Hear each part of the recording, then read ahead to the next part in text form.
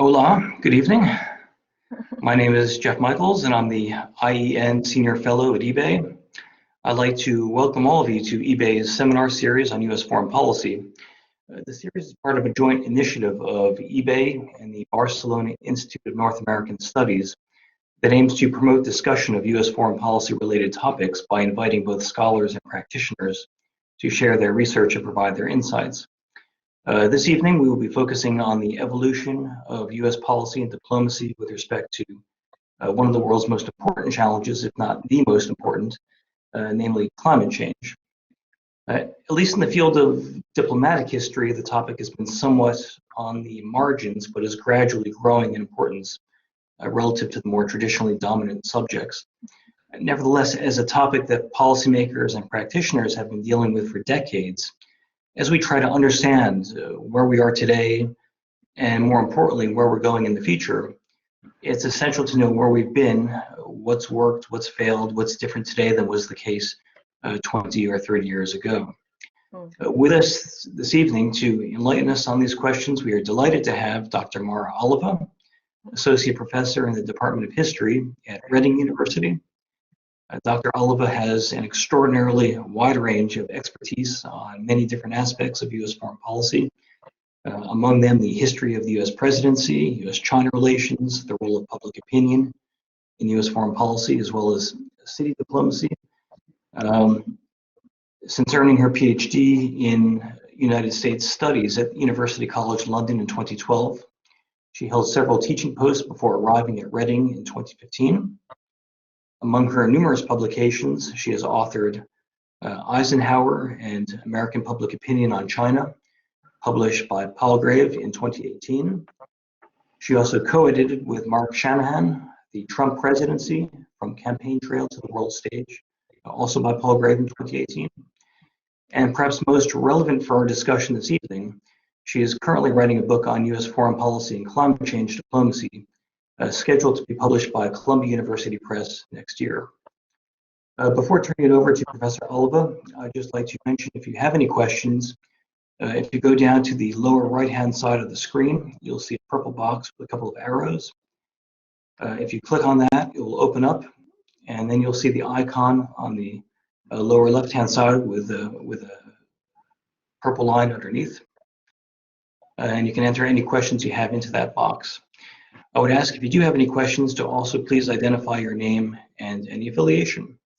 Professor Oliva, the floor is yours. Thank you so much. Good evening, everybody.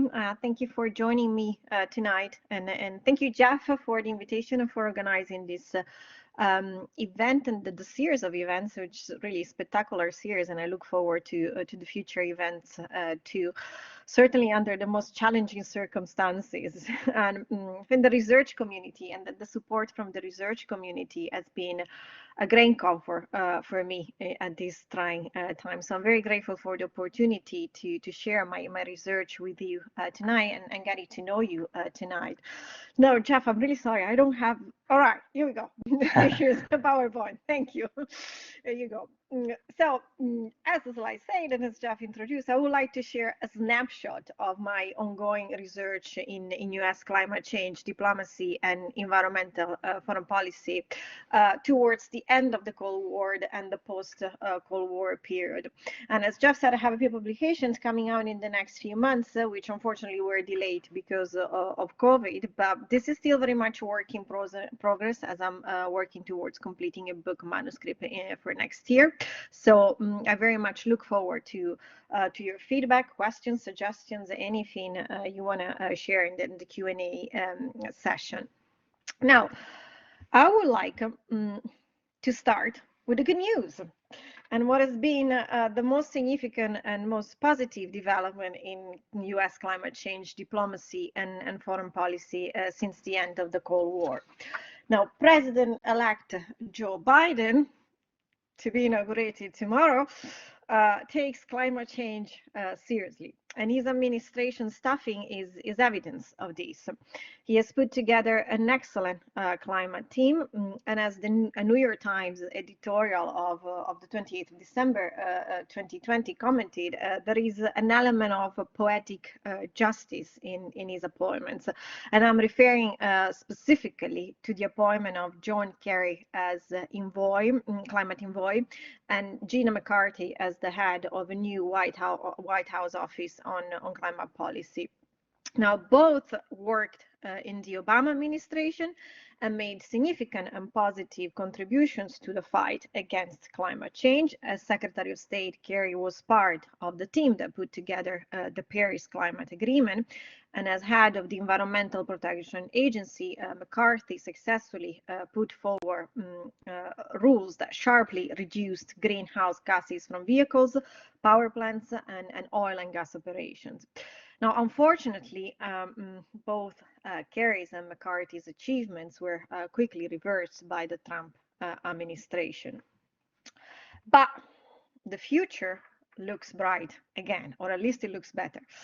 And especially John Kerry's appointment as climate envoy is particularly significant, and it is, in my opinion, the most important development in US climate change diplomacy and foreign policy, because for the first time in US history, he will actually sit in the National Security Council. So to bring climate change into the National Security Council is an incredible reassessment, reevaluation of the role that climate change plays in US foreign policy grand strategy and in the foreign policy making process. The end of the Cold War coincided with the emergence of new and more complex threats and global problems that have certainly challenged what we traditionally understand as core US economic and security interests. And among these problems, climate change is increasingly seen as a significantly strategically important security risk, both in terms of the scale and potential impact.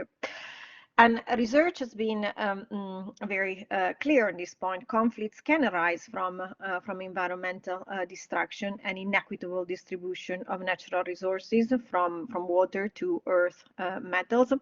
And these can lead to social and political unrest, and also to climate-induced migration. And these issues can adversely affect US national security and vital US economic interests, for example, access to oil. And stability in areas can also affect stability in areas that are of vital geopolitical interest for the US. So, for example, I'm thinking here of the correlation between high food prices and the Arab Spring, or the melting ice in the Arctic, which has ignited a new geopolitical struggle to gain access to natural resources and new trade routes among the United States, Russia, and China. And yet, political elites have not incorporated climate change and environmental policy in environmental foreign policy in the post-Cold War grand strategy, not in the same way as they've incorporated terror risks, even though the longer term risks of climate change are more pervasive, serious, and certain than the risks of terrorism. It is fair to say that the US military and the Defense Department are increasingly engaging with energy and climate security issues, but overall the political elite has failed to recalibrate US grand strategy in the light of these increasing natural global threats.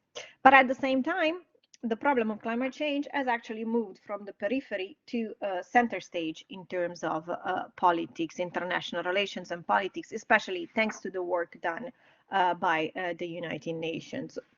So this raises some important questions that are at the core of my current research. and that I would like to explore with you tonight briefly. Now, first of all, why has the US failed to incorporate climate change in its grand strategy, and why has it taken so long to appoint a climate envoy to sit in the National Security Council?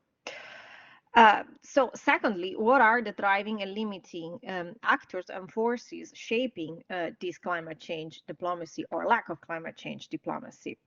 And understanding US foreign policy and the ways in which it affects and is affected by climate change is a necessary prerequisite for understanding the larger international environmental debate and also the intricacies of global collective actions on climate change. And in this sense, tonight I'm using the terms climate change and environmental foreign policy in a very loose, flexible, interchangeable way, even though they actually refer to different aspects of this debate. But as the world's largest economy and as the second highest polluter, the US can have a vast impact on international environmental problems, and it can set an example for much of the world. And yet, with the exception of President Obama, and this is debatable, and I'm going to say a few words about Obama a bit later, the US international environmental and climate change leadership has never reached its full potential, far from it. So how can we explain this, especially at a time when global and transboundary environmental problems have become more serious and are being taken more seriously by the rest of the international communities, and which countries are feeling the climate change environmental leadership vacuum left behind by the United States, and what does this mean for the global international order? Now, in looking at these issues, trying to find an answer, well, first of all, my first issue is actually with the current historiography and with the current literature. Now, this is an emerging field, as Jeff said in his introduction, but quite a lot has already been written, especially if we expand into the environmental history diplomacy field. Now, currently, the literature is split into two, and in two distinctive periods. The first that goes from the late 1960s to the end of the Cold War, and the second period that goes from the end of the Cold War to present time. And it is generally argued that during the first period from the 1960s to the end of the Cold War, the US was one of the major forces in environmental leadership, whereas the end of the Cold War coincided with the decline in this leadership. And the argument is fundamentally based on the number of international environmental treaties ratified by the United States between 1970 and 2010. So if you look at the graph on the slide, this is not my work, this is another political scientist slash historian work. There is a drop in the number of ratifications since the end of the Cold War. So the average ratification rate of signed treaties has dropped from 80% in the period between 1870 to 1981 to 50% of signed treaties in the period between 1982 and 2010. Now, I take issue with this argument. The late 1960s are typically singled out as a time as the birth of the modern environmental movement. And fine, I absolutely agree with this. The long period of economic boom and population growth following the end of the Second World War certainly led to a production of mass goods with ecological problems that follow. And growing transboundary implications. And of course, in response to these changes, we saw a significant increase in environmental lawmaking at both national and international level.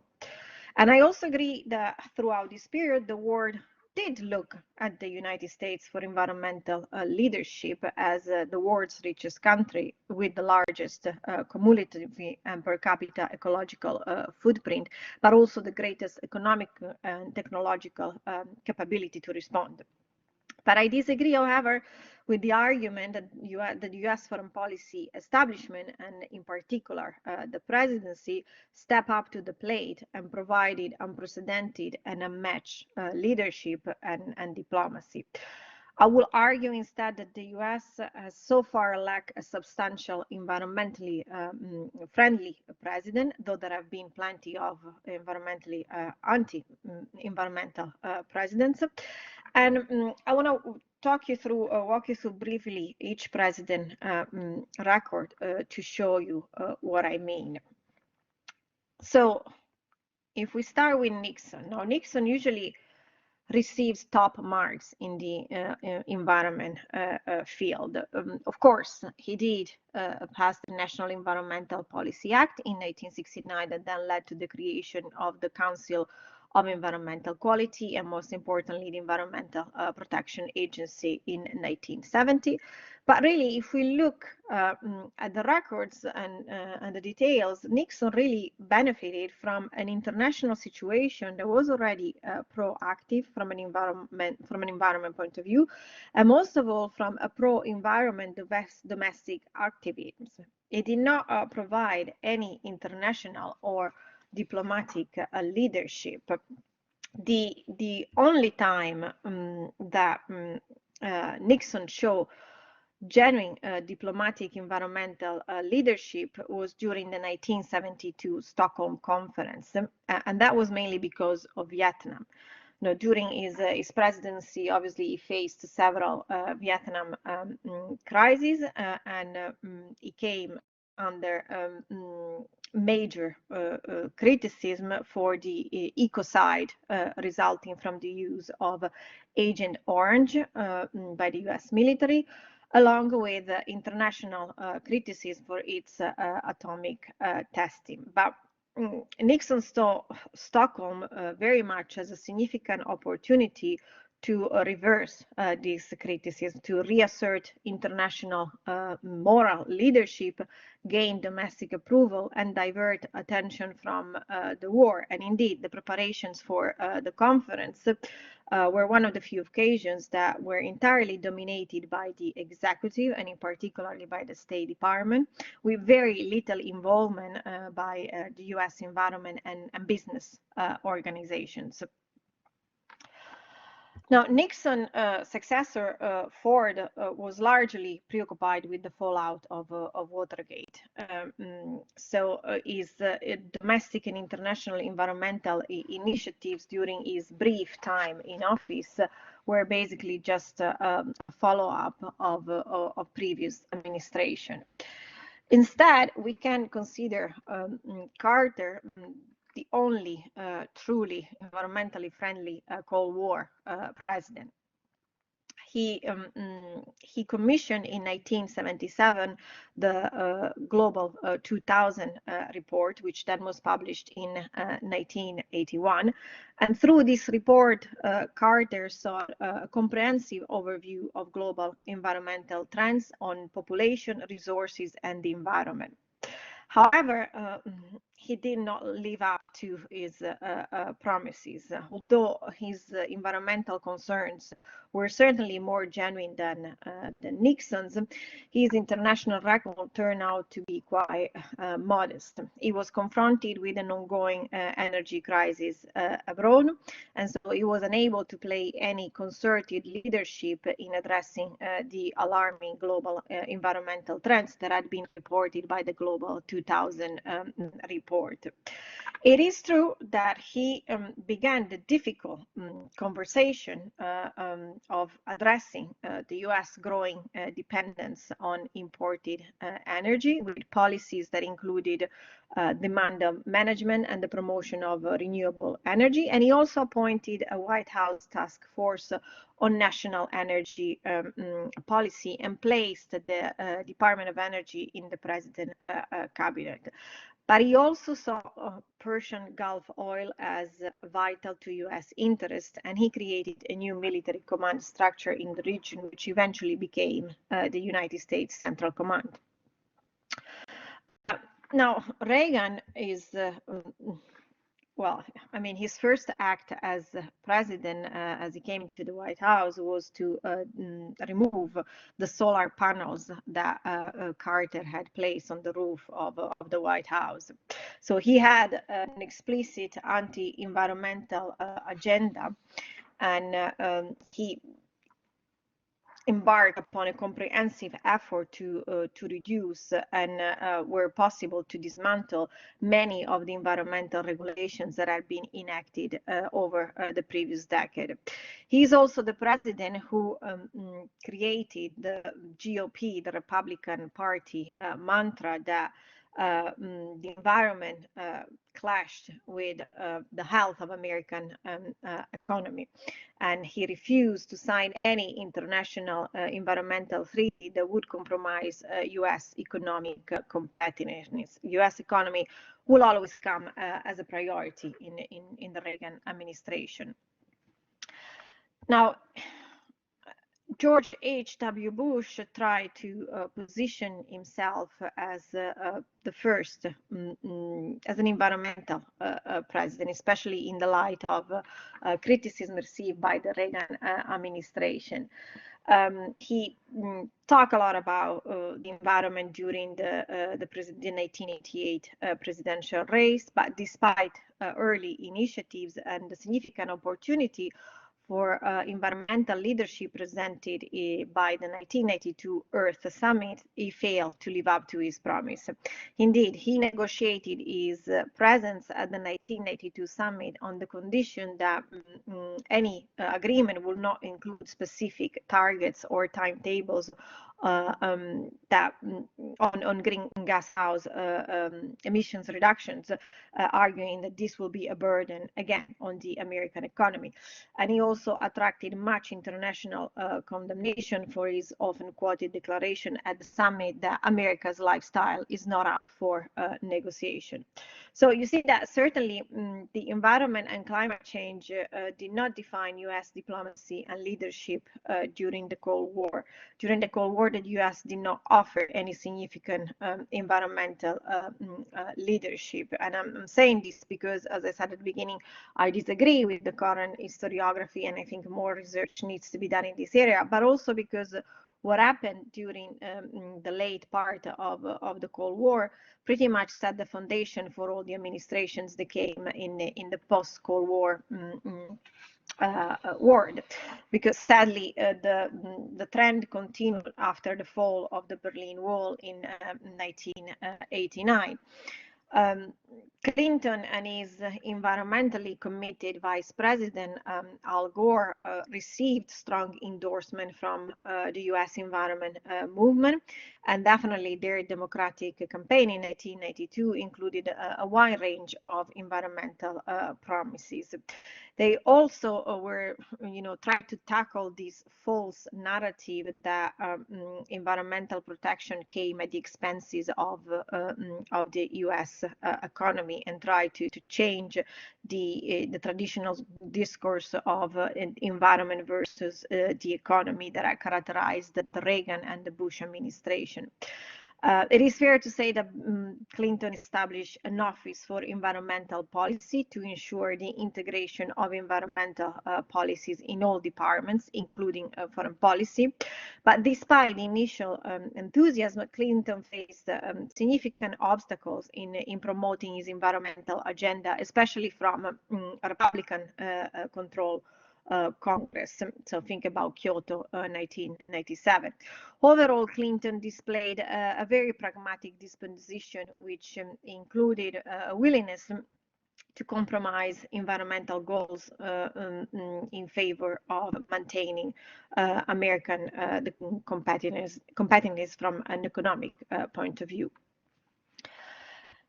Now, I'm not even sure I should talk about George W. Bush. I think that the picture that I put in on the slide pretty much says it all about this president's environmental record.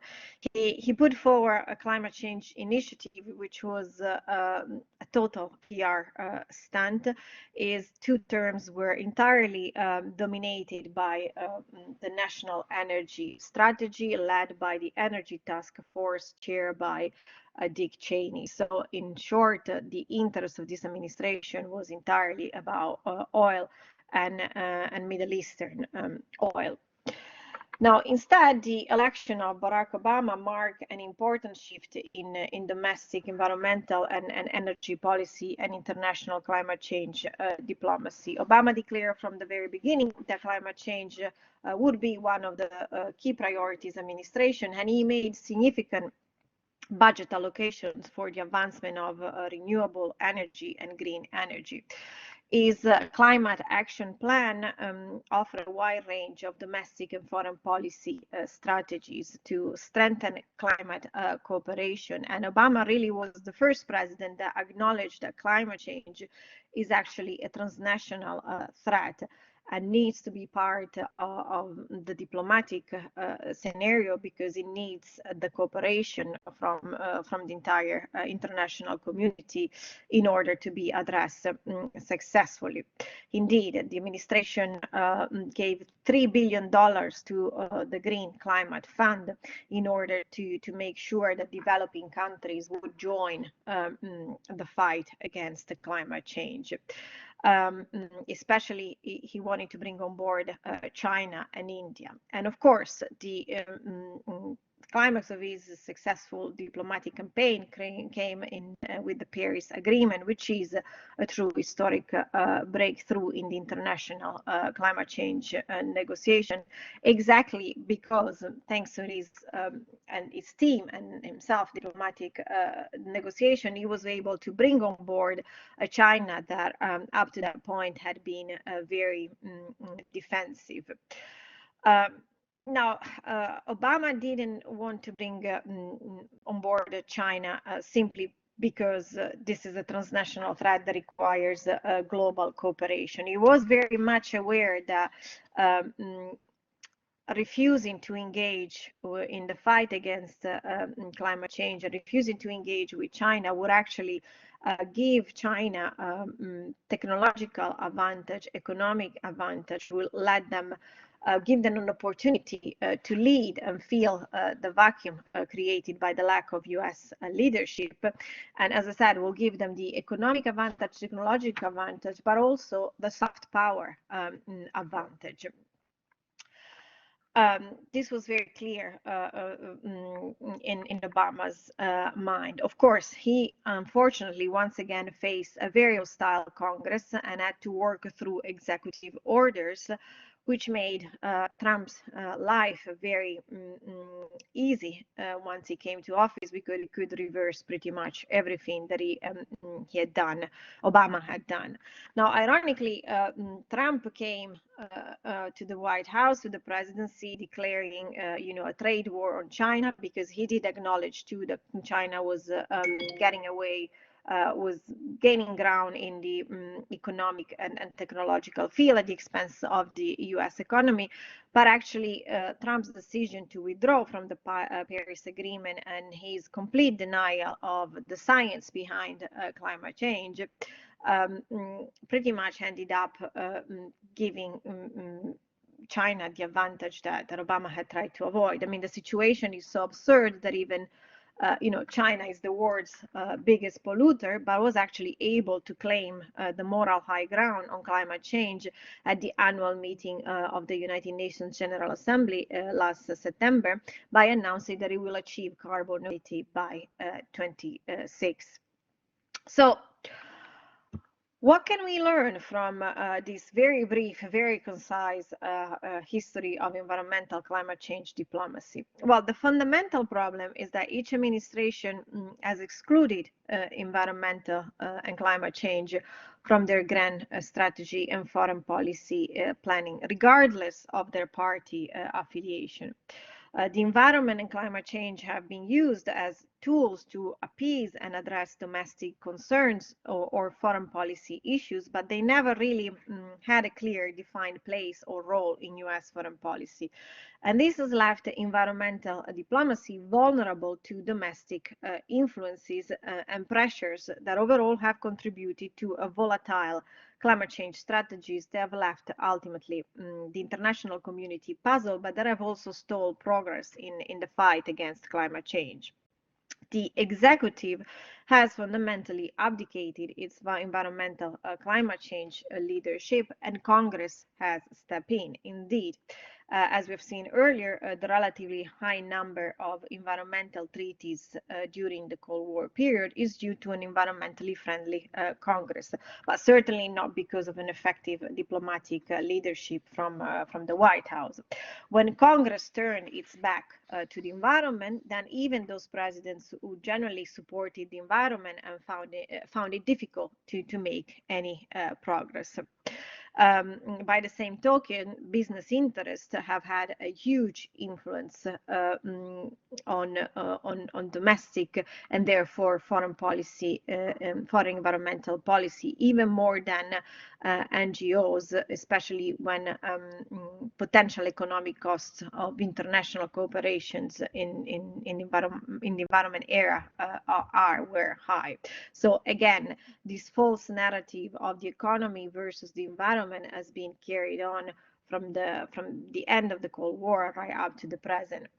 Now, vulnerability to domestic factors has also been reinforced by U.S. unilateralism that pretty much characterized U.S. foreign policy, has characterized U.S. foreign policy since the end of the Cold War. Now, both throughout the Cold War and the post-Cold War periods, U.S. grand strategy has remained committed to securing the military and economic supremacy of the United States, and has done so by promoting a stable world capitalist system. Now, unfortunately, the neo-liberal economic order, the capitalist system promoted by the US, is deeply resistant to the kind of thick regulations demanded by proponents of ecological sustainability and strong ecological modernization. And finally, despite domestic movements, the rise of green consumer, growth of producer movements, and so on and so forth, the high energy and high consumption lifestyle of Americans has really remained non-negotiables. Bush Sr. was right in saying that American lifestyle was not negotiable. Now, as I said at the beginning, President Biden seems to be moving in the right direction, but time is of the essence here, not only because the environmental crisis is already upon us, but also because other countries, as I mentioned, especially China, are taking the lead in this area. And this has the potential to put other aspects of US foreign policy, security, economy, and overall the American way of life in danger. So thank you for your attention. I hope I kept it to time, more or less, yes. And more than happy to take any questions. Mara, thank you very much indeed. And actually, you were, in terms of time, absolutely perfect. Okay. As everyone's gathering their thoughts, I would again encourage you to ask any questions you might have. If you go again, for those of you who joined a bit later, if you just go to the lower right-hand side of your screen, where you have the little purple box with a couple of arrows, if you just click on that and open it up, and then the lower left icon there is the chat function. If you could just enter in any questions you have. Mara, thank you. Sort of just putting U.S. climate change diplomacy in this broader perspective, going back to the Nixon period, actually even earlier than that, but certainly starting with the Nixon period with Stockholm, and sort of tying that into the issues of public diplomacy and the Vietnam War and all of that. I was actually quite surprised 2 years prior to Stockholm, seeing George Kennan writing about this issue of environmental diplomacy in foreign affairs. I'm not sure if you're familiar with that article. It was quite interesting to see one aspect of Kennan's history and views that I wasn't terribly familiar with. But it is quite interesting. But actually, so if your narrative going forward, seeing how U.S. priorities change, especially as views about the role of the environment in relation to the economy, the way that the Republican Party itself has shifted, and how this has shifted everything else. What I would like to ask, sort of as a first question, actually, Thijs Barris had asked a short while ago, was when you showed that graph of the signed treaties dropping off, he asked, was this based on the beginning of a disbelief in multilateralism in U.S. foreign policy? Yeah, I think so. I would agree with this because, that's the other thing with the historiography right now, that it champions this later period of the Cold War as the birth of environmental multilateralism, and how kind of the whole war came together in addressing this new threat created by, the relative economic well-being generated by World War II. But multilateralism was definitely beginning its decline in U.S. Excuse me, that's not COVID. In U.S. foreign policy, and what we often talk about, U.S. Unilateralism following in 9/11 and the post-Cold War order. It's not, it was not just like, okay, now it's 9/11, now it's post-Cold, we're going to be unilateral. There was, I think, the decline of multilateralism from a U.S. foreign policy point of view, I would agree, started much earlier and towards the end of the Cold War. So I would say that, yeah, definitely this had played a role in the belief of the international community to come together and work effectively. Also think about the role of the UN and change in perception of the UN and its effectiveness. It is ironic in a sense, in inverted commas, because there is no way other than multilateralism, in my opinion, to sort out, to address the problem, because climate change and even any form of climate change, emissions, greenhouse emissions, the level of sea rises, they don't understand political boundaries, and they have an international transboundary beyond political impact. So it can only be addressed through multilateralism, in my opinion. Another question is, if you sort of go back to the Obama administration and the sort of the lead up to the Paris Agreement, sort of gather the starting assumption within the Obama administration that there was no way that you could get this past the Senate. So therefore, a treaty was out of the question. It was essentially dead upon arrival. Therefore, U.S. diplomacy was characterized very much by trying to sort out the technical legal language so that it was a treaty as far as international law is concerned, but not a treaty as far as domestic law was concerned. And obviously this is very much a matter of domestic politics. But having said that, even if one could reach the gold standard of a treaty in which you not only have the signature of the leader, but ratification by Congress, as U.S. leaders have shown, Trump sort of being an obvious case, even if there is a treaty, they can still get out of it. So, some scholars have said, because there'll be a high price to pay both domestically and internationally, this is why they wouldn't sort of try to get out of a treaty. But obviously, they weren't reckoning of sort of the likes of Trump and so forth. And clearly, the domestic costs have been overrated because it's become climate change is an issue to mobilize one's base, whether you're on the left or on the right. So I'm sort of just curious about your views on this. I mean, the Obama administration was very good at learning lessons from the Clinton years, not only in climate change, but they did learn quite a lot of lessons.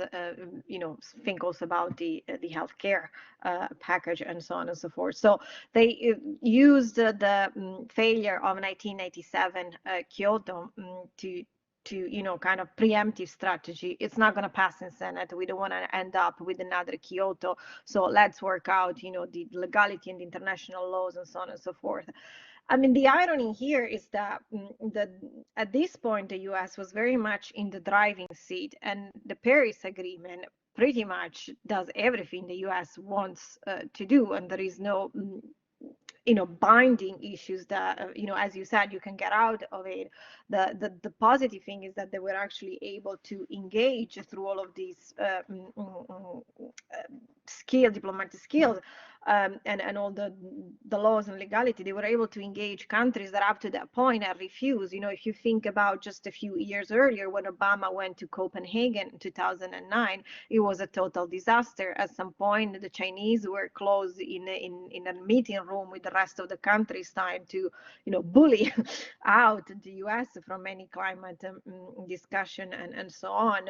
So this was everything in the sense America wanted, because it was not binding. It was great from soft power point of view, climate change point of view, engage everybody, kept countries that then have become the competition, like China, in check.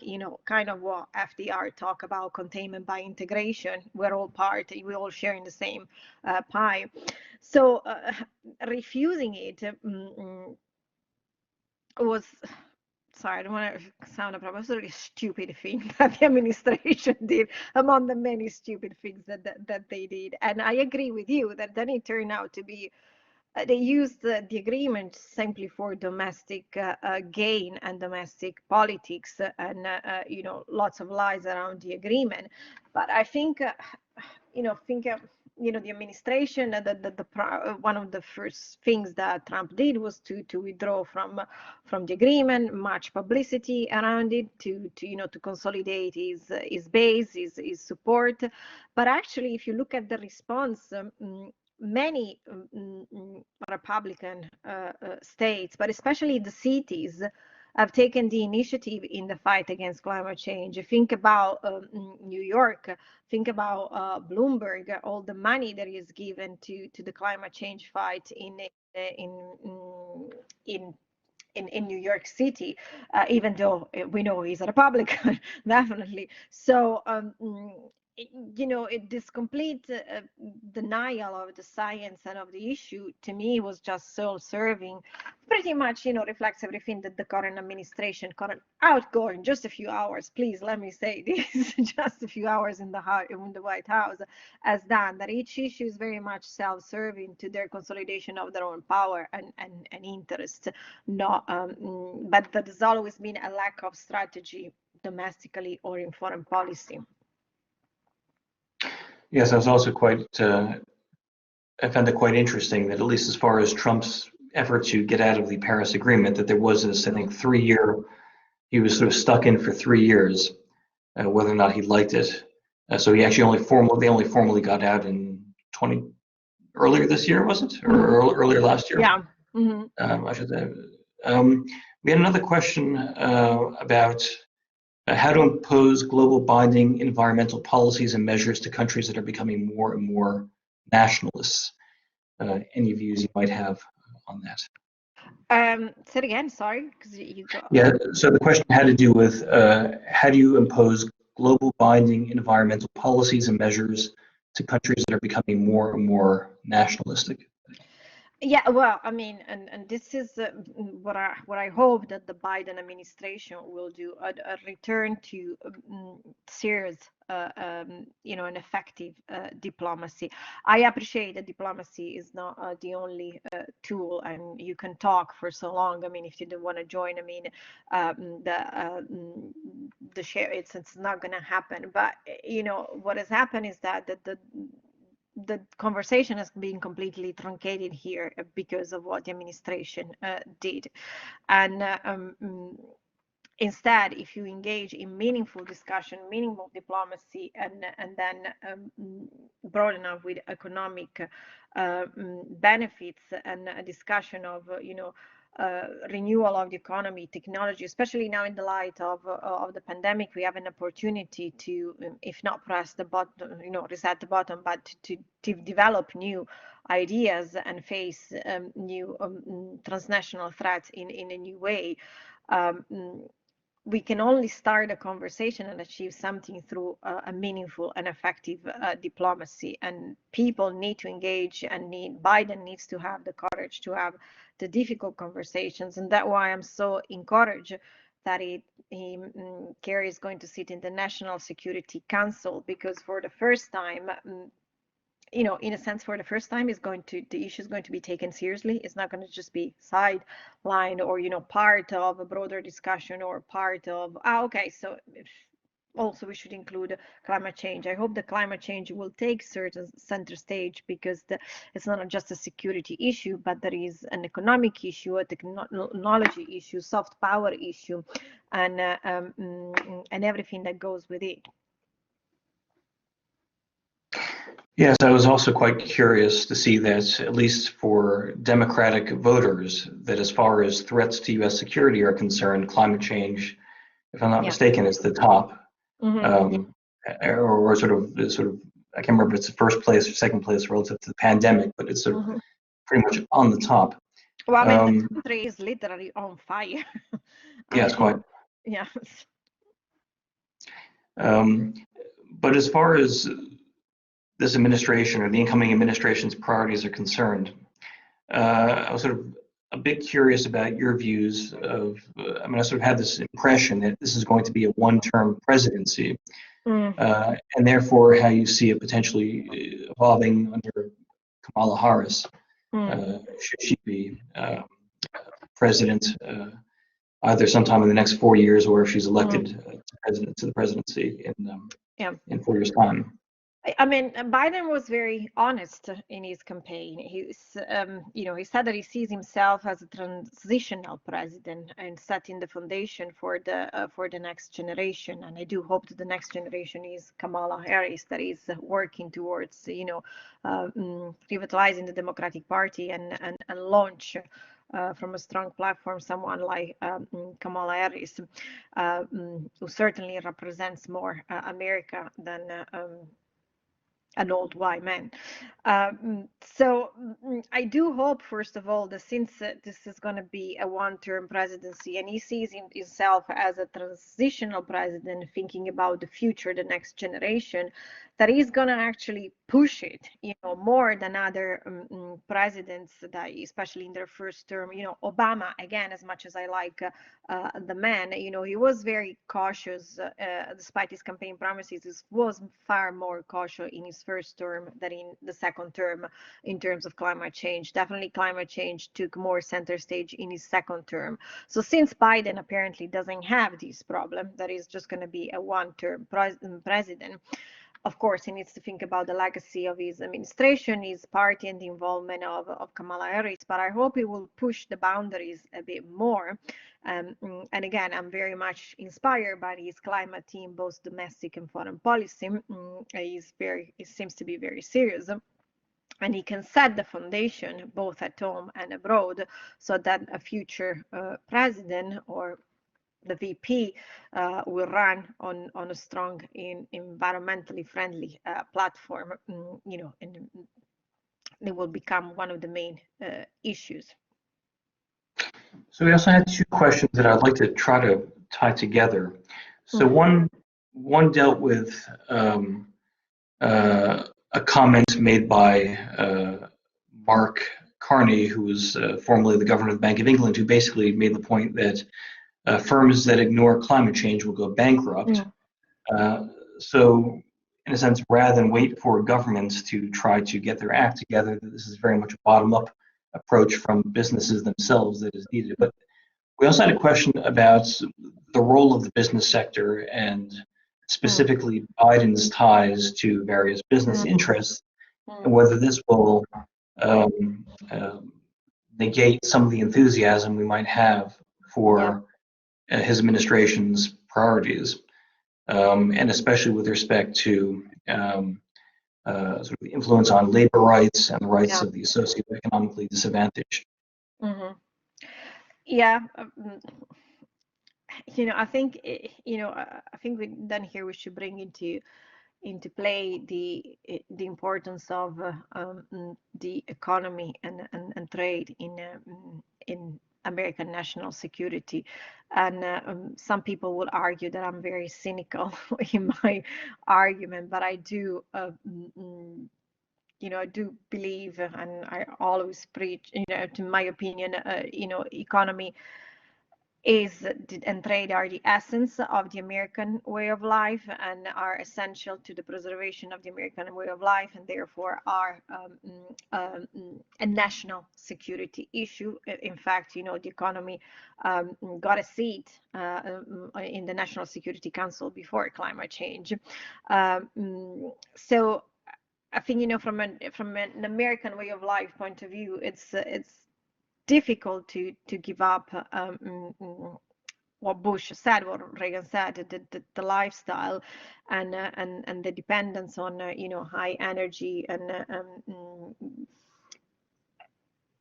but it is a very short-term view, and it is true that business interests have had so much influence so far on any aspect of environmental policy, domestic or foreign, specifically for this reason, because there is always the threat of putting in danger the American way of life and the survival of this capitalist democracy. Having said that, I agree that in the long term, this is detrimental, and in many ways, the time has already passed, is already too late in order to set the foundations for what should be a cultural generational change that allows people to make certain changes in their life for the better, to support the environment without penalizing the economy. We are where we are, so that's why I was saying time is of the essence now. It's still not too late, but it is getting quite late. There's a question that I have about your research in this area, about how you define or distinguish climate policy versus climate diplomacy. Because it seems, especially, you could say, for example, that under Obama, you actually did have to do quite a lot of diplomacy to get the countries together. But with, under Trump, obviously, this is less of a priority. But what sort of diplomacy is there under, for example, was there under the Trump administration?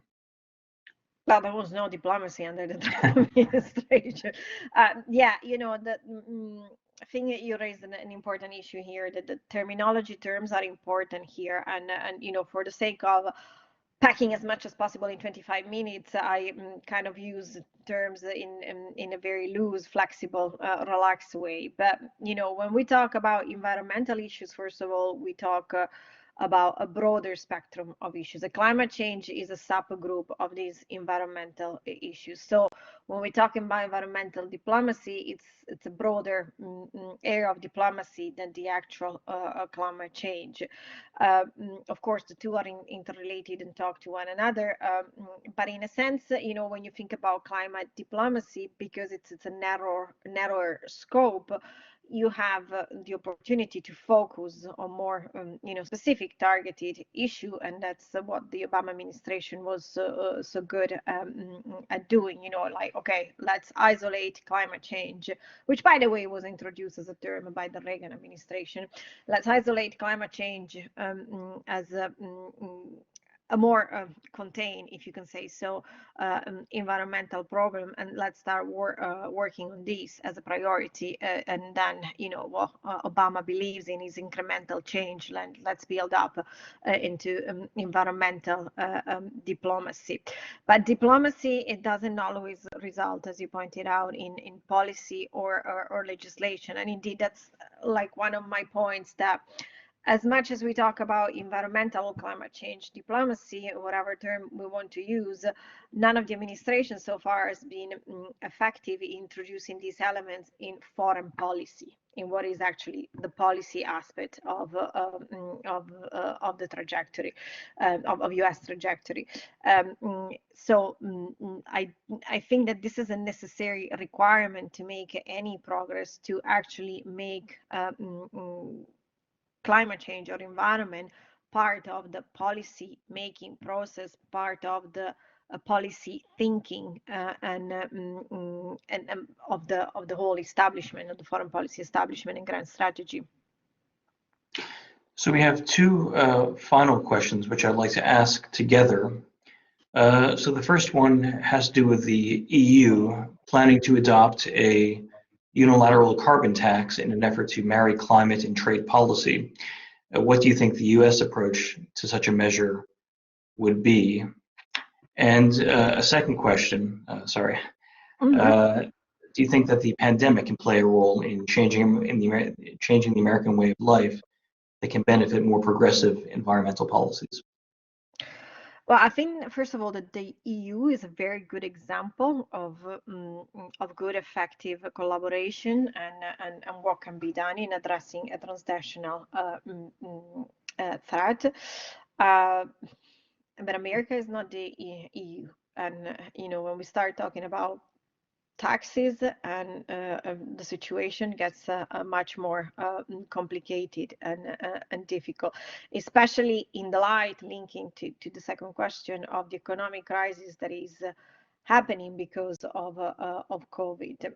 So COVID can be both an opportunity to reassess and reevaluate and rethink how certain things are done in foreign policy and US politics. But at the same time, we need to be careful that we don't go back to the false narrative that now we are in an economic crisis and therefore we cannot take care of the environment. Should be used as an opportunity to, okay, we are in an economic crisis created by a transnational threat. We are, as soon as COVID is sorted, the next transnational threat is climate change. So which lessons do we learn and how do we implement them to successfully fight this one? Mara, as it's now coming up to 7 p.m. and we don't have any further questions at this stage, I think I will actually bring this session to a close. Professor Oliva, thank you so much for a superb presentation, which I found extremely useful, not only in terms of understanding the historical context of U.S. climate change diplomacy, which I think does have a very interesting and a very controversial history, as you've alluded to. But I think this is also really helpful as those of us who study and teach and provide commentary on American foreign policy attempt to evaluate the continuity versus change as we move, as of tomorrow, from the Trump presidency to the Biden presidency. So Professor Oliva, thank you very much indeed, and I look forward to your book next year.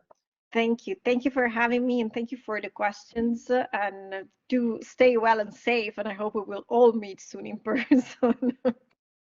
Absolutely, yes, indeed. Hope to have you back for a book launch at the very least. Thank you. Before leaving, I would like to briefly remind everyone that the next session in the series will take place in 2 weeks on the 2nd of February. Dr. Lowell Schwartz will be speaking on the topic of arms control. So another global challenge. Dr. Schwartz is a longstanding staffer at the Senate Foreign Relations Committee working on arms control policy. So I think he'll be able to provide some very interesting insights on this topic, which next month for sure will very much dominate news headlines with the expiration of the New START Treaty. But I think also this is a topic that's quite relevant given the crisis of arms control more generally. So I look forward to seeing you then, and in the meantime, stay safe. Thank you very much. Bye.